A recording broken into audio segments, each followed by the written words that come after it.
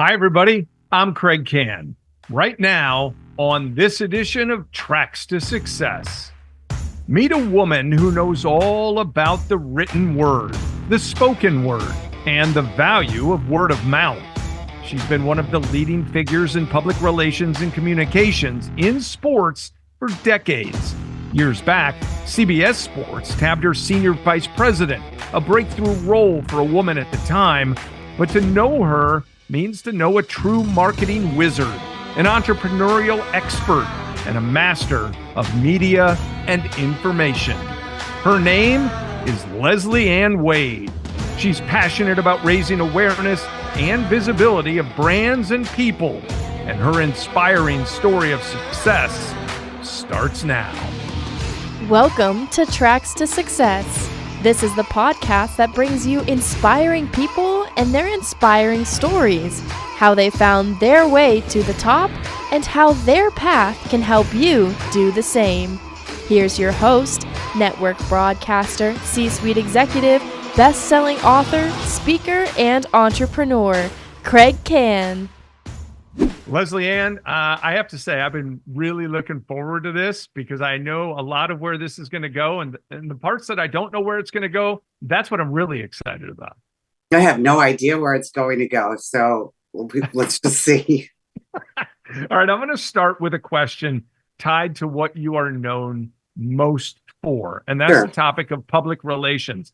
What is the most important thing that you in your career have tried to put into messaging? That's a big buzzword, by the way, messaging.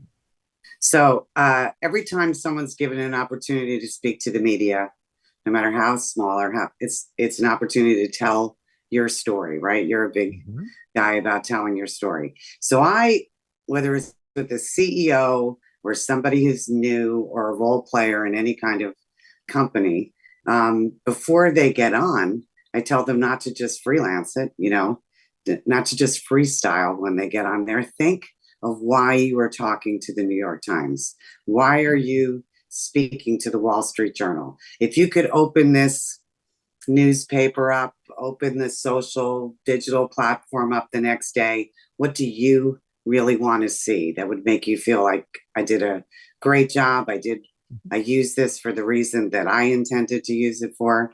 And I use that with people, whether it's a crisis or whether it's a promotion, right? You really have to prep. You don't just get on, although I'm doing it now. You don't just get on and start answering questions without having some idea, why am I here doing this? If people do that and they stick to that, Henry Kissinger, I believe, I always quote him, I'm not sure if it's true, used to say when he'd go into the White House press corps, he would say, let me see if you have questions for my answers. And I quote him when I say it all the time, but I think that's really what I try and teach people, to at least have some idea what they want to say and what they'd like to see before they just start rambling like I'm doing now. No, let's talk about that for a second, because one of the things when I work with executives on this exact topic, or athletes, coaches, whatever, they're going to get certain questions. And we all know that. And I say, first off, we got to treat this as an opportunity, not an obligation. All right. The microphone is not a prop. It's a brand builder. And you have to look at it in that way. Second thing is, all right, you might not love the questions. That's fine. But you better love your answers. And you better know what those answers are before you even walk in there. So in other words, regardless of the questions that might come your way, what message, what story do you want to get out there? That's the narrative you can control. That's what politicians do, right? Some do it better than others. Some you end up sitting there saying, well, you're not answering the question, right? That gets frustrating, and the reporter says that. So to teach some great people how to nuance that is really the home run. And I mean, when you think about it on the other end of the spectrum, you think about a NASCAR driver, right? That guy can put every single sponsor, or a woman can put every single sponsor in an answer about how are you doing? Well, they can work every sponsor. I'm great because the Ford whatever car, F-150, not a NASCAR. But so if you think about they are great at it, really highly trained at it. They don't leave out a sponsor. And then you think about politicians, some doing it well and some not doing it well. Those are the most obvious places. Most of us are trying to do something a little bit softer on both sides. But yeah, you said the exact same thing that I was trying to say better than I did. That's rare. At Kann Advisory Group, we work on taking the what, and then we help them deliver what I call the wow. And I think that's really important today because everybody's got a message, everybody's yapping, everybody's talking, everybody thinks their marketing is special. And we have to find a way to cut through the clutter. In other words, we got to make people take notice as opposed to waiting for people to take notice. So value message that creates emotion and connection. How much did you, and do you, because I know you still do this, enjoy the strategy, right? I only strategy of it. I only love the strategy now, right? So I got into all of this maybe because I like to write. And so I thought I'd be writing press releases and I'd be writing notes for people and going back and forth. My favorite part is to be with people that really matter, whether they're the business leader or somebody who's really under the spotlight or somebody even in a startup or a launch or early in their career, and really strategizing, to use one of your phrases, to help them build their brand or to tell their story. To elevate is a word that I use all the time. And yeah, that is my favorite part. And not only that, I always say this isn't a lifetime commitment to me as a PR strategist. What I'd love to do is give them the tools. In golf, I'd say, I know I'd like to put the best club in your bag so that they can go off and use it on their own in whatever they're doing. And you would know this too, that there are so many people who I work with strategically in PR and communications that end up using that same club when they're sitting in a meeting or trying to make a sale or trying to close a deal. If you want, I'm a little bit addicted to true crime and watch a lot of legal cases, but boy, the great litigators do it really well. And the great witnesses do it really well. So you see it all the time. And once I'm always looking through that lens, right? So I'll say, oh, I can't believe they used that word or opened that door or went down that road, the same way as I would if I was media training somebody for something tricky, and was looking to avoid something, and then we walk straight into it, right? Okay, let's talk about your career for a second. You've elevated yourself. I think you, in where you ended up, have elevated the belief of many others, women especially, which I want to get into in just a little bit. Let's go back in time. Let's go childhood. Where was home, and who was LeslieAnne as a teenager? What type of kid were you? So it's interesting. I probably only started to get my own self-belief as a teenager, right? I was I was born in Manhattan, in New York City. Then we moved out to New Jersey. I went to a little Catholic school. I had big, thick tortoiseshell glasses and braids and a school uniform through grammar school. I did, interestingly enough, say I wanted to work in sports media when I was 10 years old, which is fascinating to me because I don't think there were even, I mean, I'm telling my age a little bit, not that people couldn't figure some of it out, but I don't think there were even women doing television at all in sports then. So I have no idea where that picture or that inspiration came from. It was really a gift because I never really left that lane once I decided that at 10. So in the Holy Family School yearbook, when I was 10 years old, it says, what do you want to be when you grow up? And I said, I wanted to work in sports media. By the time I got to high school, I went to a co-ed Catholic high school in New Jersey. It wasn't huge, 150 kids in a class. So I got to be everything. The editor of the student newspaper. I played sports year round. I starred in the musicals but the great thing about being able to participate on the level that I could participate was it really built my self-belief in those 4 years. And they let me write sports, and I played girls basketball, and I worked with the men's basketball coaches, and I started to, even in high school, not see a line on what I could or couldn't do. I went to St. Mary's College at Notre Dame, which is the women's part of the University of Notre Dame at that time, and studied communications at Notre Dame, worked in the sports information office at Notre Dame right away. So you worked with the big television networks, and I mean, it was big, national night games, and the whole country was watching. And I have a funny thing about that. I mean, we all worked football and basketball like they would do at Mizzou or any of the big schools, right? They put all the students on the big events. And then by the way, thank you for saying Mizzou, one of the really big schools. I appreciate that. Did it on purpose. I know that. Thank you. And then it's probably bigger. Like, it's bigger than Notre Dame was small. It was only 7,000. Notre Dame and St. Mary's at that time combined was only 7,000 undergraduates. But in any event, we worked on the big sports, and then we all worked on two. They called them non-revenue sports. Now they call them Olympic sports. And I had women's field hockey and men's golf. So I was 17 years old when I first started doing PR in the golf space, which is really interesting. And some of those people are still people that I see that are in the golf business. That Andy O'Brien worked in that office with me, and he went on to be one of the leaders at the Nicholas companies. He was at the PGA of America for a while, which I have a really funny story about. But in any event, when I go back to St. Mary's, which was, I describe it as men and women working for the advancement of women, right? When I'd go back to my dorm at St. Mary's, I was the girl who worked in sports, who was going to work in sports media. I was the person who was going to do it. Nobody said I couldn't do it. I was the one. And there's something about having that all the way through that was really great. I got out of school. I did some TV stuff. Hannah Storm at the time was, she was older than me then, but I think she's younger than me now, and she looks unbelievable. So, she's unbelievable, right? And she looks so amazing. Not that anybody's allowed to say that anymore, but she's killer in all ways.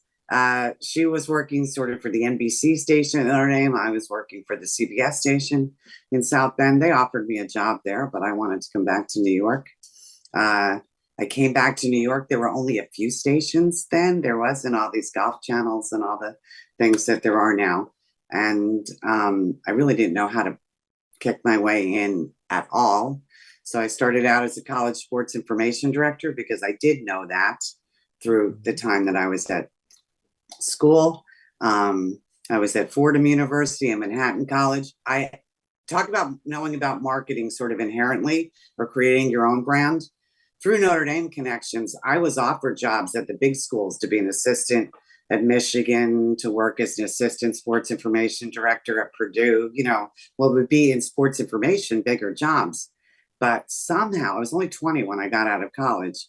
And somehow I had the foresight to realize that Fordham was playing at Madison Square Garden.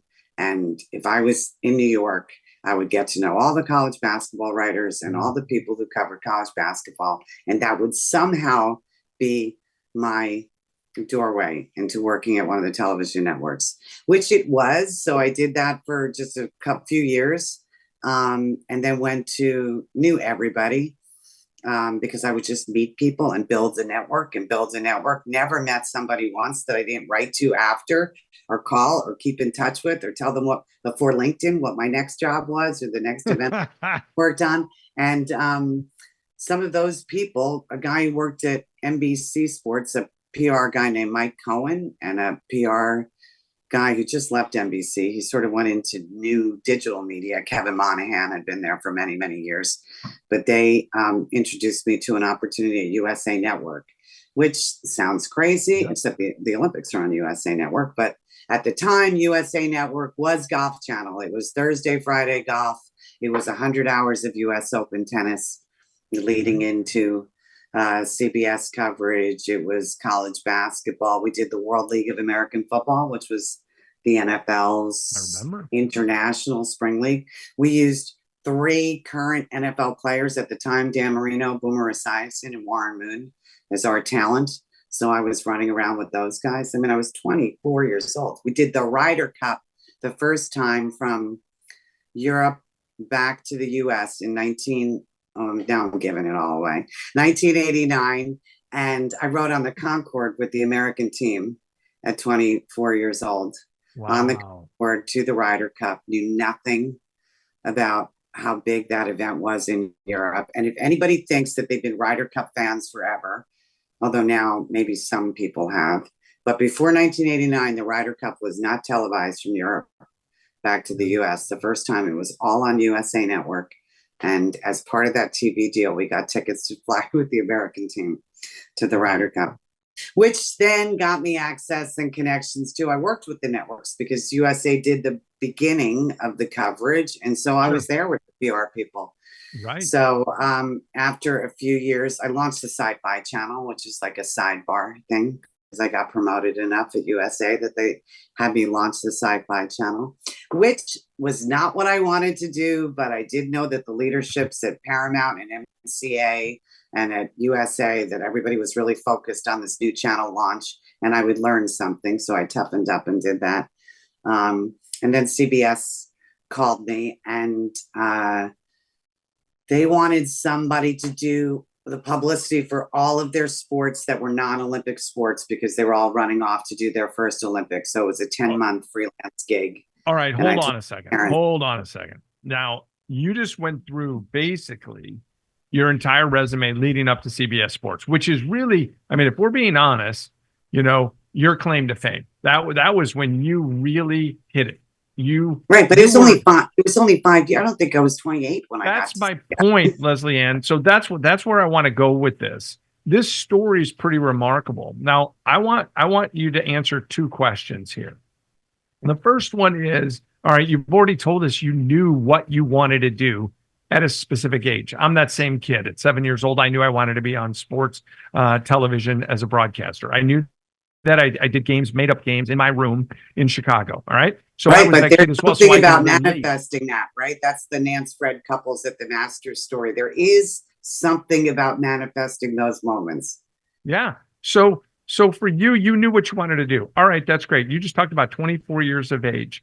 So what advice, we're going to table CBS for just a second, because that's the second part of my question. So the first part is, what do you tell other people about that track to success? What did you learn about yourself? What can others learn from your journey, which happened quickly? What did you do that separated you? Okay, so I teach a class at Seton Hall in sports communications. They have a very great business school that Bob Lee, the sportscaster for ESPN for many years, sort of put together. And most of those kids do not. I have 3 kids, one that just got out of college, 2 are in college. Most of them don't know what they want to do, and their friends don't really know what they want to do. It's great if you know what you want to do. All those kids are majoring in sports businesses of some level, but they don't even know what all those jobs are yet, right? So I tell them, first of all, September doesn't mean anything anymore when you leave school. So they're all getting out of school in May. And if by September they're not working in sports, they're like, that's it. I'm going to go work for whatever, some Merrill Lynch or something, and probably hate it and always say I always wanted to work in sports. So I tell them to get rid of that. They've done everything the right way, on the right schedule, but September's no longer a time to do it. Number 2, I tell them to learn everything about every job in that space, right? So I knew about PR. I don't know if I wanted to be a PR person. I was like more of a sports girl who used her PR experience to keep it moving. It sort of matches my DNA now, but I don't remember that was what I was trying to do. I wasn't a PR person working in sports. I was a sports person working in PR.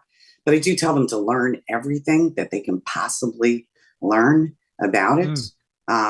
I tell them about when I was at USA Network, I would take vacation from USA Network and go work the NCAA tournament just to be at the regionals for the NCAA tournament, which is sort of how some of those CBS So you did what others were maybe not willing to do, and you always try to deliver more than was expected when you had whatever job that was.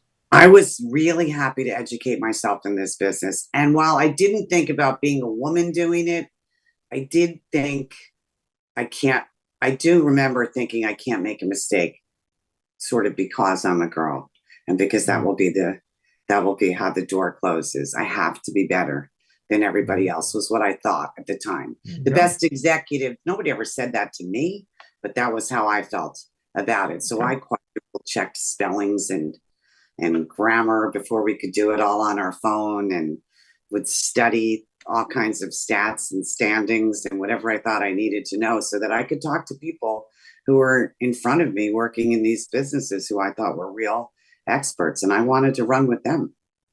So when you got that phone call to join CBS Sports, all right, you already prepared yourself. Was it? But it was tricky. You have to understand. So this is another thing I tell young people, or new people, or people going through career changes at any place in their life, right? Mm-hmm. It was a 10-month gig. USA had already promoted me to run the Sci-Fi Channel, do original series, and do sports. And I was a kid, right? But this was a 10-month gig. And I told my parents, I am betting on myself. I will go there for 10 months and they will love me. I will do an unbelievably good job for them.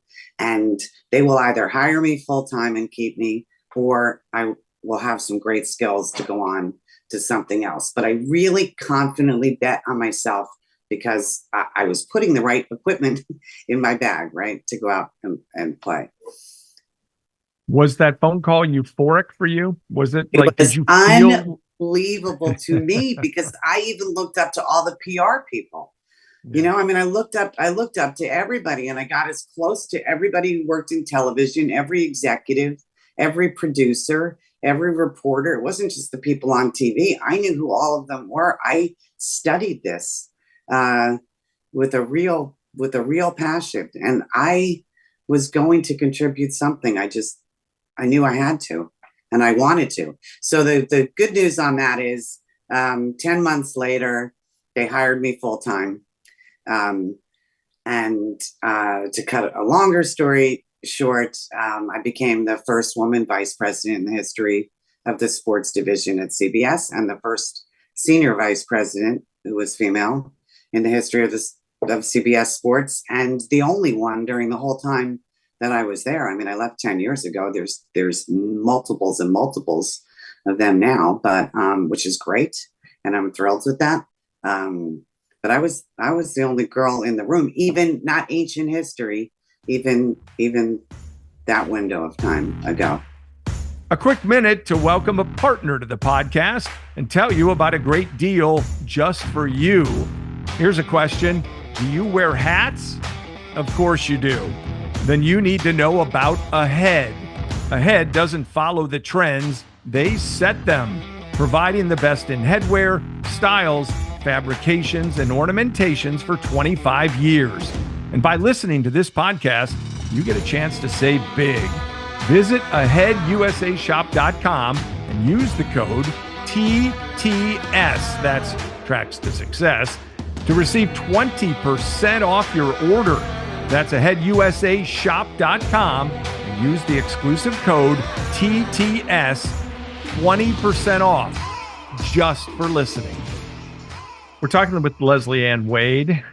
I would say one of the top executives in marketing, media, communications, and public relations.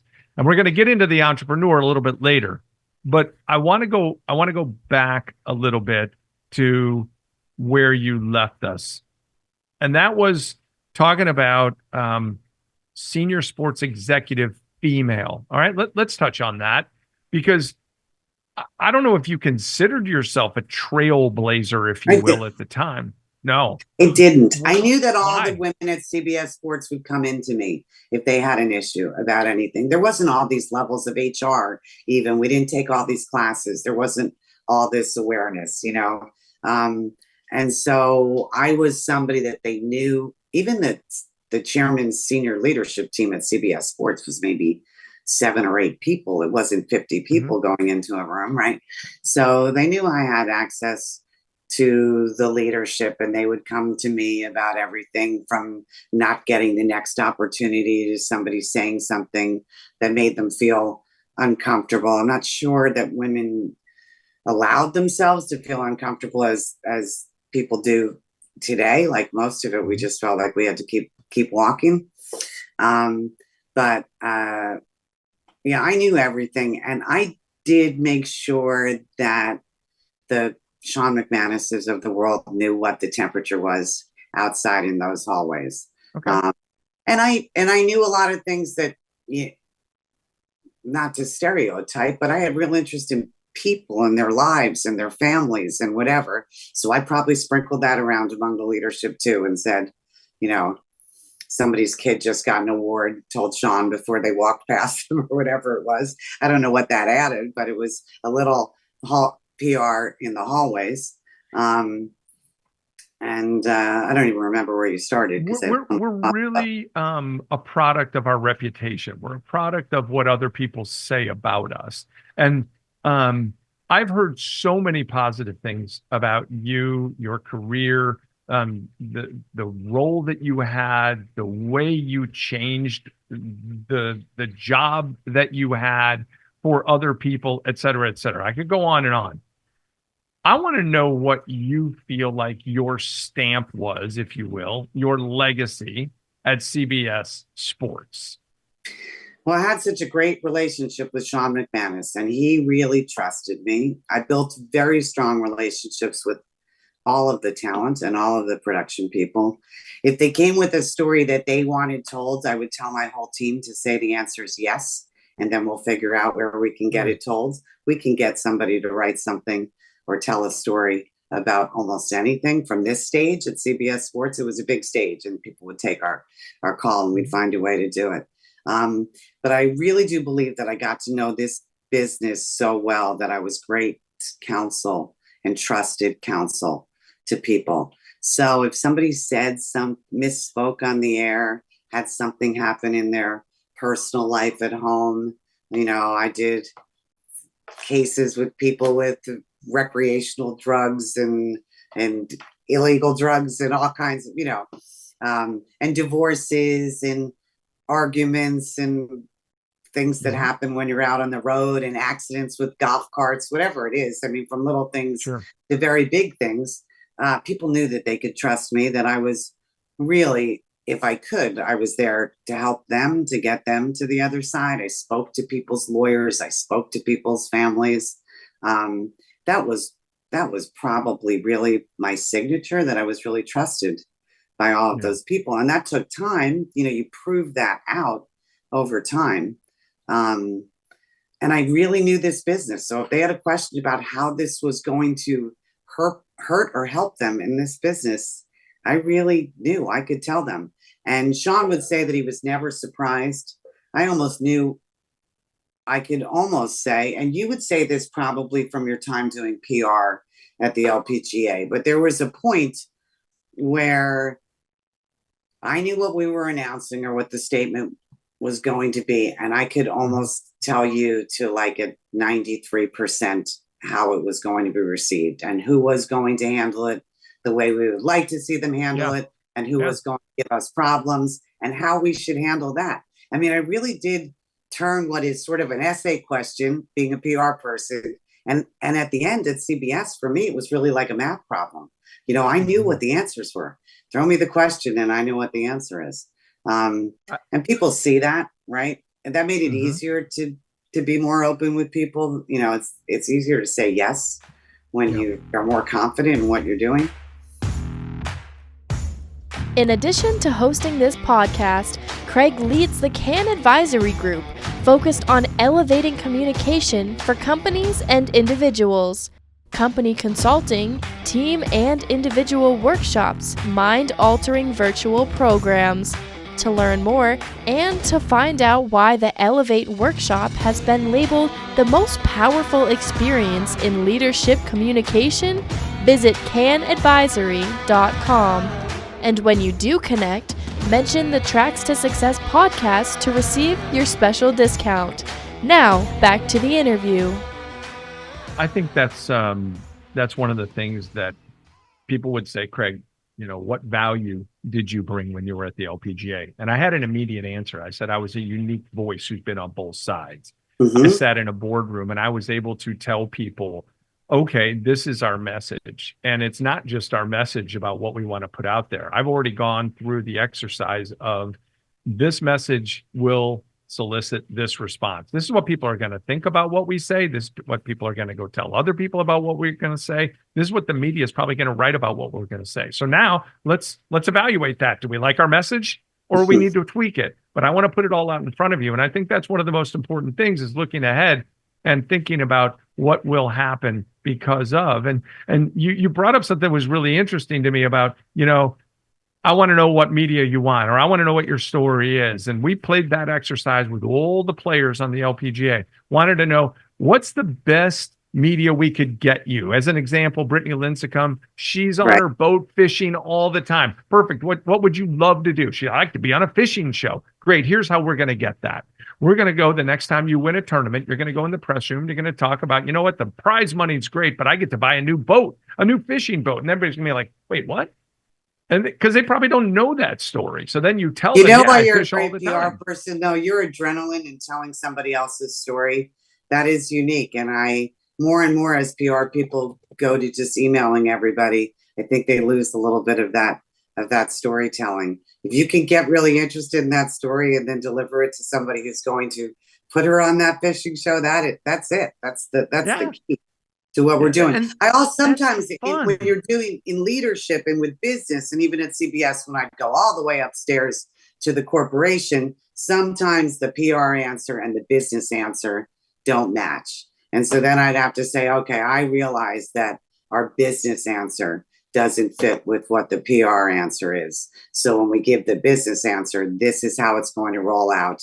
And this is the best that we can do with it if we explain it more or show our thinking in it or whatever it is, right? Or maybe say, sometimes you can say nothing else except for what the answer is. And then you have to try and, hold on until you get to the other side.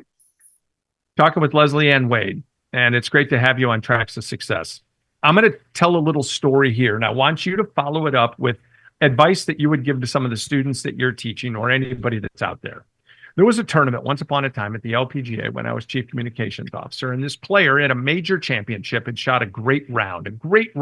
She hadn't been in the media center for a while, and I went out there to the 18th green. I'm wearing my blazer, waiting and all that. And she sees me, and at the end, she goes, "Am I in trouble?" Because I was sitting there, and I'm like, "No, you're not in trouble." I said, "I want to go to the media center with you." She said, "Okay." I said, "What are you going to talk about?" She said, "I'm going to talk about my great round, 68, back nine, 5 birdies." I said, "You know what? With all due respect, they don't really care." And she looked at me like I was crazy. I said, "Here's the thing. Let's look at your bag together. On your bag is your name. And people expect that you're going to do that. That's what your job is. You're supposed to be really good at your job. What I want you to go in there and tell people is why if I bring my family out there and there's 154 names on a tee sheet or 80 names on a tee sheet, why should we follow you? What makes you uniquely special?"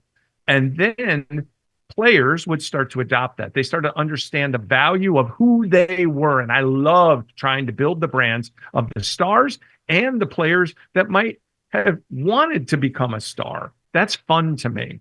And I love the storytelling. So Did you ask the questions in the media room? No. Sometimes at the big press conferences I did. For example, I think it would be if a person had never been in the media room before, but they trusted you asking the question would be a good tool because you'd get the best. Right. So that major championships, I did that. Olympics, I got to do that in Rio. I loved it. It was a great honor for me. And I enjoyed bringing that out of other people. So let's take this to people that are listening and watching this and their track to success, if you will. What can you tell people about the value of their story? They know what a good story is. It's not different than when you're sitting at a table and having dinner with people just because you're in a business setting. You were giving me like a very specific example. That golf example happens all the time, right? And people are so much more interested. They saw them win. How did you win? What makes you a winner?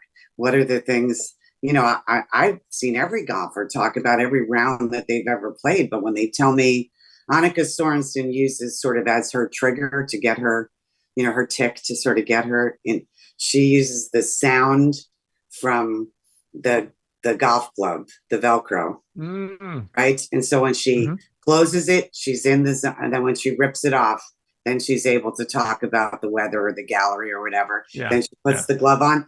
And that story, the reason I'm saying it is I've heard her speak countless times about golf, but that story was so cool to hear her tell that little story about herself.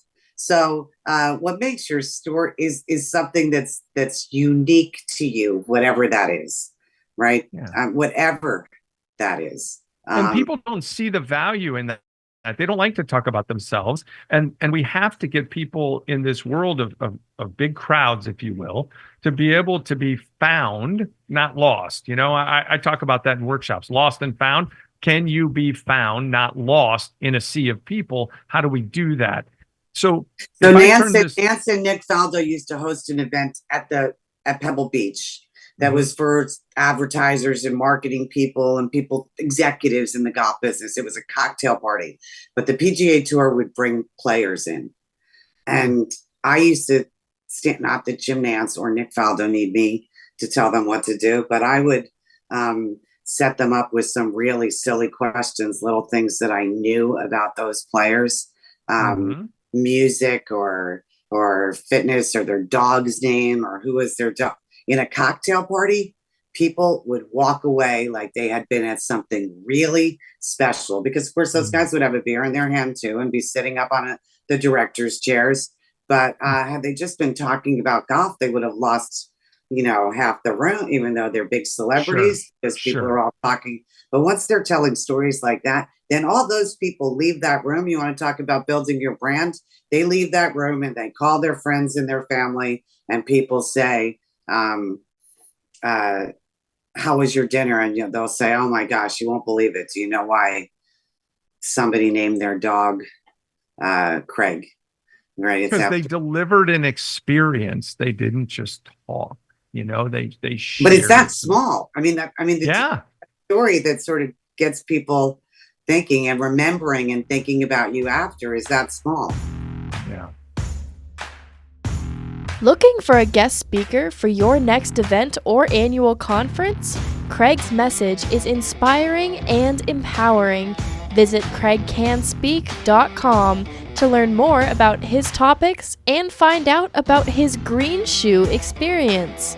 It's a day your people will talk about long after he's gone. So visit kraigcanspeak.com and mention the Tracks to Success podcast to receive your special discount. Now, back to the show. So, a couple of things before we go. You're a female who's achieved so much, and I say female because I think it's important to go back to that. You have been an entrepreneur as well. When you left CBS Sports, you didn't rest on that. You pivoted and said, what's next, not what's been. No, well, part of that CBS was because I wanted to do other things. I really did learn so much about this business, and I wanted to do so many other things besides PR. So, as you know, I've worked in the golf space. I've represented players. I've represented major champions in different ways, some in marketing engagements, some in communications, some things I've done in crisis communications in that spot. Yeah. I work with people that I've met over many years. I'm working with the former president of CNN, John Klein, who was a CBS News guy, on a platform called Hang Media, which is like a second screen experience. You can talk to people like Kraig Kann on your computer like this while you're watching golf. All kinds of sports heroes are talking to people. So he sort of invented the Manning cast because the first people he did this with were the Mannings. And he brings in huge sponsorships. So I work now with companies like Wells Fargo and Toyota and McDonald's and people like that to create these platforms and bespoke these experiences for those big brands through Hang. I'm working with a group called Intent, which is just getting ready to launch. That is sort of a LinkedIn for college athletes because an overwhelming percentage of Fortune 500 CEOs played some kind of sports in college, like overwhelming, over 90% or something completely crazy, let alone that women leaders have played sports on some level, in huge numbers, whatever that puts in your DNA sort of works. So I'm doing some business developing, marketing, branding, business development, marketing, branding with that group. There's some names that you would know in there too from the media businesses. One of the fun things that was just announced is I'm working with the baseball player Mike Trout on. He has a new design, Trout National, the Reserve, which will rival the best private courses in the country. It's a Tiger Woods design. Oh, wow. And I'm sort of networking that course and membership for them and introducing it to people and bringing people there on campus to see it. It is spectacular. It is in Mike's, talk about a story. It's like in Mike's hometown of Vineland, Millville, New Jersey, which is way down by Philadelphia, but it's where he's from. And Mike Trout decided with his brother as a young guy that he was going to be in the golf businesses when he was done playing baseball. But I still have such an interest in this business. I've been doing this for all these years. The idea that Mike Trout on a Tiger Woods design or any of these new tech companies would be looking to me for help or a network or to hear my voice or whatever is amazing. And it's a rush and it keeps me excited to do all these things. So, I love it. I love it. Okay. Here's my last question. You work with all these companies. You just rattled off some really big brands. All right. Companies and leaders, individuals who want to be successful. When it comes to branding today or reputation or whatever it might be tied to communication, where do companies get it wrong? People get it wrong. And where do they get it right? What can they do in your mind to put it goes right back to our first PR thing, right? Let me see if you have questions for my answers. They have to have a vision for their company. Where do they want to go? How can they build the pieces together to get there? And yeah, there's some reaction and some moving around a little bit and pivoting here and there, but you have to stay on one course. And these big media startups that I'm working on, every minute there's somebody calling with a new idea, a new ad, a new, can we also do this? Can we also do that? Let's do this thing really great first. And then we can do all those other things too. And today, especially, we can all get distracted. There's so many things coming at us. We don't even watch one screen at one time. We're watching 3 and 4, right? So knowing who you are, knowing what your goal is, whether that's as a person or a company, really seeing where you're trying to get. And then, teaching there's so much to learn about how all these businesses are working today, right? Even the big media companies, the traditional ones, the ones that we worked for, have to look at, yes, they want to provide the best content and they want the most eyeballs on their content, but they have to look at how do we do it now in today's world. So these people who we know who have been leading these companies and been there for many, many years are learning all kinds of things about how this business is today compared to the way they first got in and started doing it. Well, I'm going to leave you with this. Aside from a thank you for spending time with me, you need to write a book and you needed your own podcast. But since you didn't start your own podcast, that's why I'm bringing you on this podcast to let everybody know just what a great message you have. So I think you're fabulous. We've obviously, full disclosure to all of our listeners and viewers, known each other for quite a while. And your tracks to success are fabulous. And I really and yours too. I'm continue to be such a big fan of yours. I mean, honestly, professionally, forget about the fact that you're a laugh when I text you and I talk about real life. But professionally, I just think you're awesome and you're doing awesome things for people. And it's great for you to give all that you've learned to other people to use too.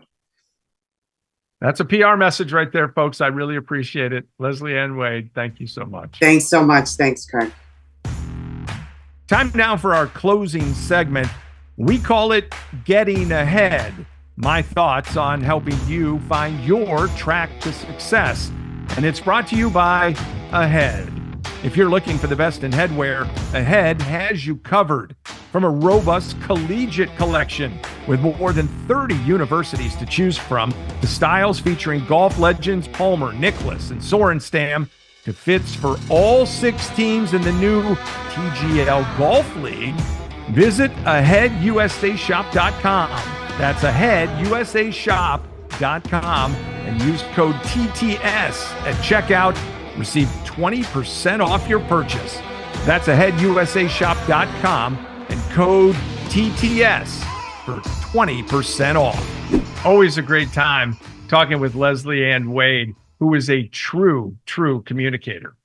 In my business right now, I talk about the value of being a green shoe, just like this one right here. I've got this image of 5 pairs of white shoes and 1 pair of green shoes, and the green shoe is what stands out. What I want to talk about when it comes to getting ahead is the value of communication, the value of kind of being your own PR person, which we just talked about.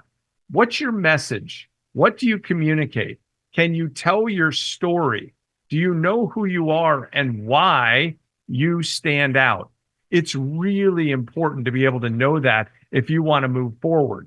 So what I encourage you to do is spend some time, take that time and dig deep, thinking about what your message is, what you'll share with other people. Think about the interview process. Pretend you're on an interview more often than just when you're looking for a job. Have that story, have that message, be a communicator of that. Your tracks to success come a lot faster and be a whole lot easier. I'm Kraig Kann. I hope you enjoyed the show. Until next time, let's stay connected. Don't forget to subscribe to the show for more great interviews and Kraig's thoughts on reaching your highest personal and professional summit. Find it wherever you get your podcast and on the Kraig Kann YouTube channel and KraigCannSpeak.com.